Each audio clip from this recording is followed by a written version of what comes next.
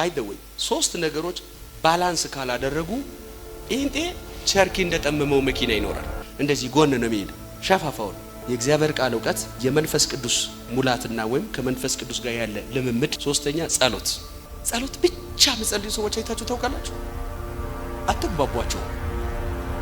ምንም ቃል ማያነቡ ምንም አይማሩ፣ በቃ ሁሌ ጸሎት ብቻ የተራራ ላይ ጸሎት ላይ የሚሉ ሰዎች አትግባቡም፣ ትቸገራል። የሚጸልየው ተራሱ ልክ አይሆንም። ጴጥሮስ ዮሐንስና ያዕቆብ አንድ ቀን አላያችሁ? የሆነ ሰውዬ 12ቱ መካከል የለም፣ ጾም ጸሎት ላይ የለም፣ አብሯቸው ትምህርት ፕሮግራም ላይ የለም። ታዲያስ የሆነ መንገድ እየሄዱ ውጣ እያለ አጋንንት ሲያስጨዋዩና አንተ ምን ይመስላል ማን አውጣ አለ ምናምን ብሎ አስቆሙትና መጥቶ ጌታው ያሉት አንድ የሆነ ሰውዬ እኛ ጋር መጥቶ ማያውቅ እዚህ ጉባኤ ላይ አይተን ማናውቅ አጋንንት ሲያስወጣ ነው እና ከለከል ነው። እንዲያውም በኤልያስ ዘመን የወረደ እሳት ወጥቶ ብል እንዳደርጋቸው እንበለ ነው ያሉት። የእግዚአብሔር ቃል የምታመልኩትን እግዚአብሔርን የምትረዱበትን መረዳት ያሳድገዋል። መረዳታችሁ ባደገ ቁጥር የምትለምኑት የምትቀበሉትን ይሆናል። ብዙ ሰው ይጸልያል የማይቀበለው ለምንድን ነው ካላችሁ እግዚአብሔር ጸሎትን የሚመልሰው ከጩኸት አንፃር ሳይሆን ከቃል አንፃር። አሁን ለምሳሌ የጤማዎስን ልጅ ጸሎት ላሳያችሁ እንዴት ከቃሉ አንፃር እንደሆነ። የፈለገው አይን ነው፣ የለመነው ምሕረት ነው። የዳዊት ልጅ ሆይ ሲቆም ማረኛል። ስርዓት ያስባል። ምን ስርዓት ያስፈልጋል? እሱ የዳዊት ልጅ ነው። አጠራሩ ራሱ ዕውቀቱን ነው የሚያስረዳው። የዳዊት ልጅ ከይሁዳ ነገድ የሚመጣ የዓለምን ኃጢአት የሚያስወግድ የተባለው የመጣበት ፐርፐስ ምሕረት የሆነውን ነው ያገኘሁት። ይማረኛል። ኢየሱስ ከሰማይ የመጣበት የመጀመሪያው አጀንዳ ለኃጢአተኛው ማስተሰረይ ነው። ማረኝ ሲል ኢየሱስ ቆመለት። ከዛ ኢየሱስና ሰው የተጋቡበት ኮድ ላሳያችሁ። ማረኝ ሲባል ቆሞ ምር ያለው አይደለም፣ ምን አደርግልህ ዘንድ ትፈልጋለህ? ከዛ ሰውዬ እንድትምረኝ አላለም። አይ ዘንድሮ ምፈልገዋል ካላስቆምኩ አንዳንዱ ዝም ብሎ በደፈና በቃ ጣሪያ እንደሚመታ አናጺ ሰፈር እየበጠበጠ ውጣ ብቻ ነው የሚለው። ወጋው ብቻ የሚሉ ሰዎች ገጥሟቸው ያውቁ? ወጋው ብቻ አመሰግናለሁ የለም፣ ወዳለሁ የለም፣ አንተ ትልቅ ነህ የለም፣ ትዳሬን ያዘው ወጋው፣ ቤቴን ያዘው ወጋው፣ ጤናዬን ያዘው ወጋው፣ እንትኔ ስንት ነገር ነው ሴተን ያዘው። ሁሉ ነገርን ያዘ፣ ዘላለምን ያዘ። እግዚአብሔር ነገርን ለመያዝ ከሚያውጅና ከሚፎክር እግዚአብሔር ይበልጣል። በልጦ ሊወራ የሚገባው፣ በልጦ ሊጠራ የሚገባው፣ አንደበት ላይ ሊጎላ አንዳንድ ሸፋፋ መንፈስ አለ ጉባኤ ውስጥ ሴጣንን ብቻ የሚያካብድ። አይፋይ እስቲ አጠገብ ያለው ቤቱ የእግዚአብሔር ቤት ነው በሉት። እንደው ሌላው ቢቀር በሉት። አትርት እዚህ ስትመጣ እንኳን እግዚአብሔር ይታይ በሉት። አንዳንድ ሰው ጉባኤ ውስጥ ራሱ መጥቶ ማለት ነው አሜን ሰው ሲል ራሱ አልልም ነገርን ከነካ በኋላ አይቼን ጫማ ቁጥርና ስሜን ተናግረው ከነካኝ ከዛ በኋላ እንጂ ሰው እየተፈወሰኝ ዝም ብዬ አሜን አይቼ ነው ብሎ ነገር የለም። አባ የለም። አይተህ ነው የሚያገኝ። ያላየኸውን አትወርሰው። የሰፈረ ሰው ያላየው ታገር አይናፍቅም አላለ? ይህ መጀመሪያ ስማ።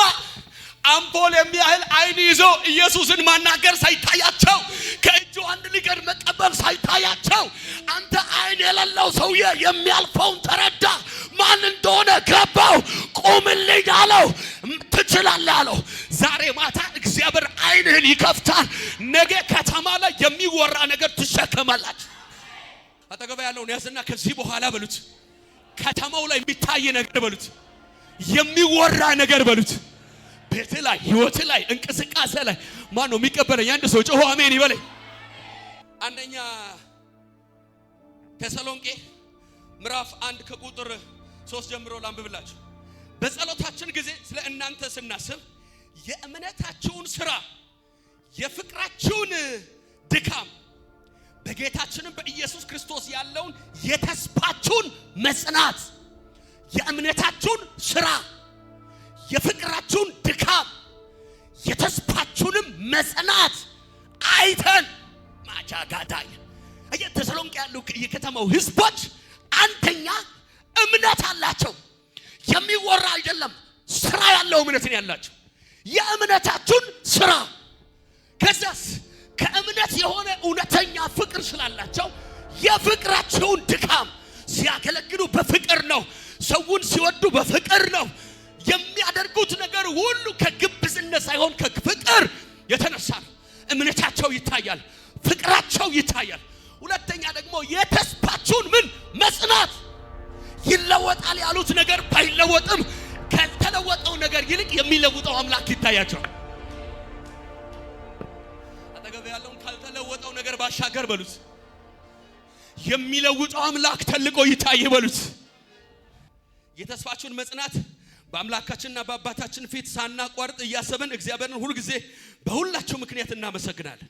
በእግዚአብሔር የምትወደዱ ወንድሞች ሆይ እንደተመረጣችሁ አውቃችኋልና ወንጌላችን በኃይልና በመንፈስ ቅዱስ በብዙ መረዳት እንጂ በቃል ብቻ ወደ እናንተ አልመጣምና። አያችሁ ወንጌሉን ዝም ብሎ አይደለም ተሸክሞ እንደዚህ ይዞ የሚሄዱት፣ ዝም ብሎ አይደለም በድፍን ተሸክሞ የሚሄዱት። ወንጌላችን በኃይል በመንፈስ በብዙ መረዳት። አይ ዘፍጥረት ሲከፍቱ የሆነ ሰው ላይ ለመተቸት አይደለም የሚያነቡት። ምን ለማለት ተፈልጎ ለህይወታቸው ይረዱታል። እኔ የሆነ ትውልድ ቃሉን ቆፍሮ ማይመለስ፣ የሆነ ትውልድ አንብቦ ማይጠግብ፣ የሆነ ትውልድ ከዘፍጥረት እስከ ራእይ መንገድ ላይ ያወራ ህይወቱን የሚኖር አውሎ ንፋስ የማያናውጠው ቤት ይታየኛል። ለዚህ ነው መጽሐፍ ቅዱስ የእግዚአብሔር ቃል ማቴዎስ ወንጌል ምዕራፍ 7 ላይ እንደዚህ ይላል፣ ይህንን ይላል ቃልን ሰምቶ የሚያደርገው ሰው ቤቱን በአለት ላይ የሰራ ንፋስ መጣና ይሄን ቤት መታው፣ ዝናብ መጣና ይሄን ቤት መታው፣ አውሎ ንፋስ መጣና መታው። አመሰራረቱ ኃይለኛ ስለሆነ አየ በረሃብ መካከል ይዘምራሉ፣ በማጣት መካከል ይዘምራሉ፣ በችግር መካከል ኢየሱስን አተልቆ ያያሉ። እነዚህ ሰዎች የእሳትን ኃይል የሚያጠፉ ናቸው። እነዚህ ሰዎች የባህርን ኃይል አንዱ እኔ ነኝ የሚል አንድ ሰው ዘሎ ይቁምና አሜን ይበል። አብርሃም አመነ ብሎ መጽሐፍ ሲናገር የአባቱን ርስት የአባቱን ቤተሰብ ሀገር ወገን እጁ ላይ ነው። አባት ሞቷል፣ የርስት ወራሽ ነው። አንድ የማይታይ ድምጽ መጥቶ ያለህን የያዝከውን ተውና ወደማሳይ ምድር ውጣ ብሎ ሲል የዕብራውያን ጻፊ ሲናገር እንደዚህ ያለ ወዴት እንደሚሄድ ሳያውቅ በእምነት ወጣ ነው የሚለው። አንተ ኮንፈረንስ ለመሄድ 3 ቀን ዝግጅት ታደርጋለህ። ሰውየው ርስት ለቆ ወደማይታወቅበት ለመሄድ የማይታይ ድምጽ ሰምቶ ባቁን ተሸክሞ ወጣ። ስለዚህ እርግጠኛ መሆን አዩፋይ ሱሪ በመልበስ አይደለም ወንድነቴ ማረጋግጥ ነው። ገጥሟቸው ቃል አንዳንድ ሰው ወንድ አይደለም እንደ በላው ብዬ አይደለም ወንድነቴን ማመጣው። ወንድ ከሆንክ ተበላ ምንም አታደርግ። ወንድ ለመሆን የምትሞክር ከሆነ እስካሁን ወንድነትን እርግጠኛ አይደለም ማለት ነው። አሜን ናችሁ ወይ? በሌላ አማርኛ ምን ለማለት ፈልጌ ነው? ሴቶች ሴት ለመሆን ሞክራችሁ እንደማታውቁ ሴት መሆናችሁን እርግጠኛ እንደሆናችሁ ሁሉ እግዚአብሔር ያላችሁን ቃል በዛ ልክ ነው እርግጠኛ መሆን ያለባችሁ። ያከብረኛል እርግጠኛ ነኝ፣ ከተማውን ይሰጠኛል እርግጠኛ ነኝ። ንግድ ባንክ ላይ የሆነ ተክስ ሲገባ አይደለም አለ ከኔ ጋር የሚል፣ የሆነ ጃኬት ስጦታ ሲገዛልኝ አይደለም አለ የሚል፣ የቤት ክራይ ሲከፍል አይደለም አለ የሚል፣ ደሞዝ ሲኖረኝ ስራ ሲኖረኝ መልስ ስትሰጠኝ አይደለም አለ የሚል መዳኔ ምልክት ነው። ልጅ መሆነ ምስክር። የአባትህ ስም ማን ነው? ማዕዛ። አሁን የአባትህ ስም ብዬ ስል የአባትህ ስም ካለ ችግር አለ ማለት ነው። ወይ ሌላ ሊያወራ ነው፣ ወይ አባቱ እንደሆነ እርግጠኛ አይደለም ማለት ነው። መልእክት አለኝ። ሰይጣን መጥቶ ይሄ አሁን የጀመርከው ቢዝነስ ይቀጥላል ብለህ ነው ብለህ ስል አታስብም። ይቀጥላል ብቻ ሳይሆን ቀጥሎ እንደገና ቀጥሎ ከዛ ደግሞ ያስቀጥላል ብለህ እላፍምና። ስለዚህ አንደኛ እርግጠኛ መሆን ነው። ሁለተኛ ደግሞ ስለማይታየው ነገር መረዳት። በጣም በእግዚአብሔር የምትታመን ሴት 4 ላይ ያለውን የቤት ኪራይ መክፈል በማችልበት ስለምትሰራው ቤት ትረዳለች። ወደዚህ እንደዚህ ክፍሎች አሉት፣ እንደዚህ ሳሎኑ ይሄን ይመስላል። እሺ አንድ ምሳሌ ልንገራችሁ። አንድ ጓደኛዬ ነበረኝ የዛሬ 6-7 ዓመት ሐዋሳ ሲኖር ሱዙኪ የምትባል ሞተር አለች። መንግስት መስሪያ ቤት ብቻ ነው ድሮ ማቃት። እኔ ራሴ መጀመሪያ ጊዜ የነዳኋት ሞተር እሷ ናት። እና የሱ ትንሽ ደግሞ ፋርፋንጋዋ ጎማውን ለቅሞ ከላይ ነው የሚሄደው። ከውስጥ ራሱ አይደለም ጭቃ ሰው ቢገባ ያልፈዋል። እና ጠር እያደረገ ነው በከተማ የሚሄደው።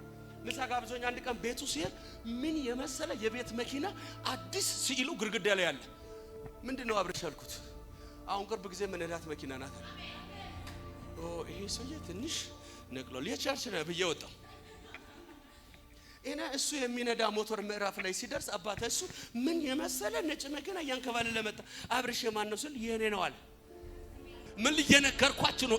ምኞት አይደለም እያወራ ያለሁት እምነት ይኸውልህ እንደሚሆንልህ እግዚአብሔር ስላወራው ነገር ስለማይታይ አይታይም እኮ የለም እኮ ከፊቱ ኪሱን ታያለህ፣ ገቢነውን ታያለህ፣ መሪውን ታያለህ። እርግጠኛ ነህ ያላየኸውን አትጨብጥም፣ ያላመንከውን አትወርስም። ዛሬ ማታ ማመንህን የያዘ እምነትን የያዘ ነገር ከህይወት ላይ ይሰበራል።